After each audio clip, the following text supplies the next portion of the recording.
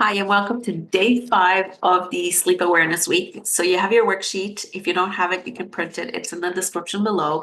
And today we're talking about listening to your body's sleep signal. So important to set our sleep schedule along with our body clock, right? Our circadian rhythm is another word for it. And yes, there's a difference between night owls and early birds, or whichever way you want to name those. Doesn't really matter on the words we use, but just really listening and tuning in to when our body is ready for sleep. So if we start looking at the worksheet, I'm going to read it on my screen. Of course, I've said that all week, where I want to make sure you know that that's what I'm doing when I'm looking down. So our bodies, they will send subtle signals when it's time to sleep, but we often miss or ignore them, thinking we need to stay up longer or keep going.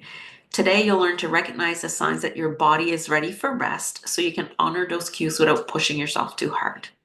Now, before we start looking at that, I also want to just put a little plug here for my thoughts on sleep restrictive therapy. Because I know some sleep coaches there believe that you have to reduce your time in bed in order to get deeper sleep, which I agree with that, but I don't agree with forcing our body to stay awake past the time it's ready for sleep. So what I like to teach is making sure you set a sleep pattern and you don't spend too much time in bed, but that your sleep pattern and your sleep schedule matches your body clock or your circadian rhythm. And so today's exercise is going to help us kind of figure that out. What are the cues my body is giving me that it's ready for sleep or not ready for sleep? So I want you to check in with your body. So this is step one. Before you wind down for bed, take a moment to check in, right? How is my body feeling right now? Is it tense? Is it relaxed? Is it heavy? Is it light, calm, restless? We already did this another day, but it was for a different reason. This is more to kind of pay attention. When is that right time to go to bed? Am I feeling physically or mentally tired? Because sometimes we're mentally tired, but physically we're not ready for sleep because our body clock is not ready. Or is there a sense of alertness? Are there any signs that my body is ready for sleep, like yawning, have heavy eyes, feeling warm, slow breathing, right? There's no rush in this exercise. We're just taking a moment to listen to what does my body feel like when it's time for bed. All right. So for me, I can tell when it's time for bed because I start feeling like, so again, I go to bed around 9. So around 8, 8:30, like I'm starting to feel it. I know like, oh, I'm getting closer to bedtime.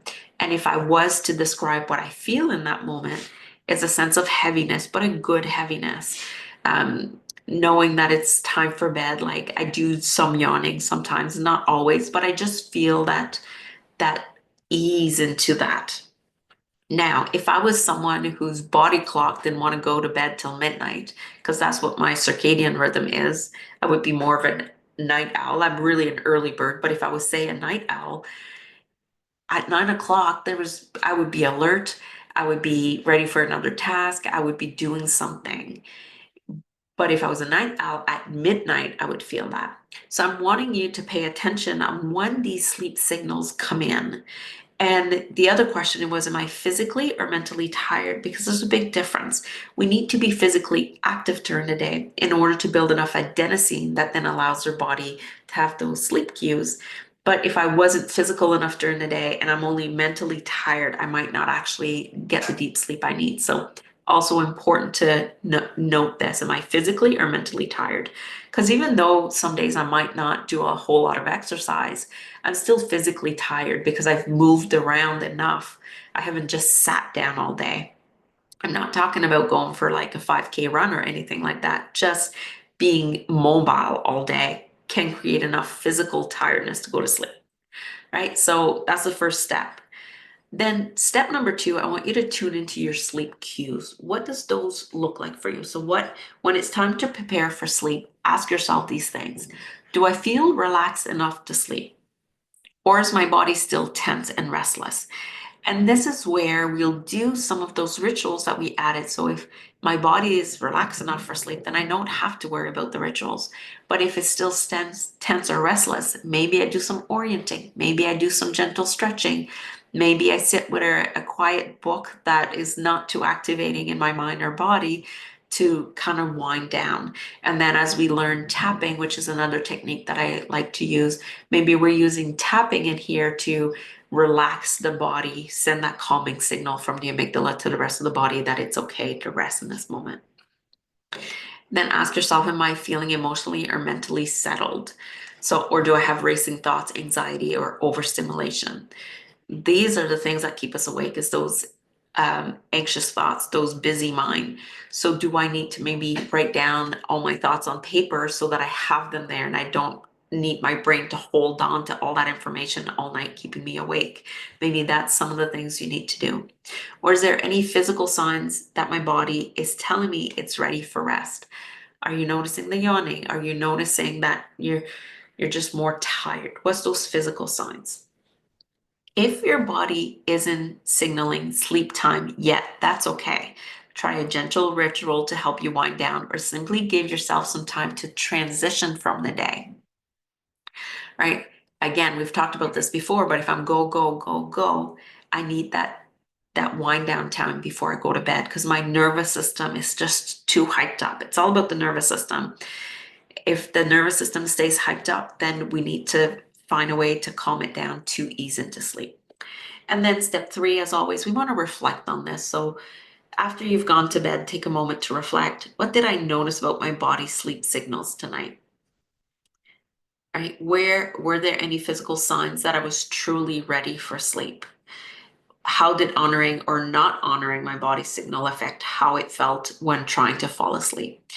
And so I'm going to talk about something that happens to a lot of people. They might feel all these signals, but then they get into bed and they, like, their eyes shoot up awake and they're just like, their brain gets alert. It's not because their body wasn't ready for bed. Now is that there's a negative sleep association, or a coupling, as we would talk, where the bedroom signals anxiety and time to be awake. So now that we know, though, that our body would be ready to sleep, say at 10 o'clock, because I have all the cues, and then I go to bed and I wake up suddenly because I just walked into my bedroom, then I can use tapping to signal my body it's okay to sleep. So that's a different scenario than what we're doing here, but I wanted to put it there because a lot of people might think, Carol, this didn't work because I did follow all my cues and then I went to bed and I couldn't fall asleep. That's a different situation that we would deal with using tapping. So remember, your body's cues may not be the same every night, and that's okay. Just keep listening with kindness and curiosity. And the more we practice this, the easier it comes to follow our body's signal when it's tired and when it's not. So important to listen to our body in this way. So this is it. And tomorrow we're going to do day 6 already. And day 6 is going to be what to do on those restless nights. And I do believe we start talking about tapping in this one, which is my favorite technique of all time. See you tomorrow.